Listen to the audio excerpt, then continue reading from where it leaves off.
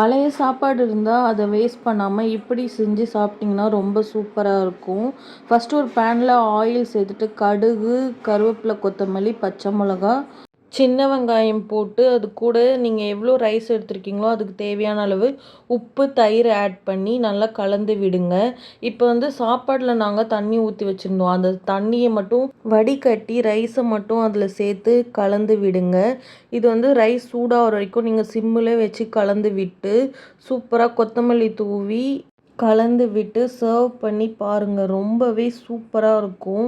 இது பார்த்திங்கன்னா உங்களுக்கு இந்த மாதிரி பண்ணி சாப்பிடும்போது இது பழைய சாதம் மாதிரியே தெரியாது உங்களுக்கு. இதில் இந்த சின்ன வெங்காயம், பச்சை மிளகா அதோடலாம் சேர்த்து சாப்பிடும்போது ரொம்பவே சூப்பராக இருக்கும். சைடிஷ்க்கு பொட்டேட்டோ ஃப்ரை இல்லை சிப்ஸு, ஊறுகாய் அந்த மாதிரி உங்களோட ஃபேவரெட் எதுவோ அது கூட வச்சு நீங்கள் சாப்பிட்டு பாருங்கள். ரொம்பவே சூப்பராக இருக்கும். இதை பண்ணி பார்த்துட்டு எனக்கு கமெண்ட்டில் எப்படி இருந்ததுன்னு சொல்லுங்கள். இந்த மாதிரி வீடியோஸ் பிடிச்சிருந்தா என் சேனலை சப்ஸ்கிரைப் பண்ணி சப்போர்ட் பண்ணுங்கள்.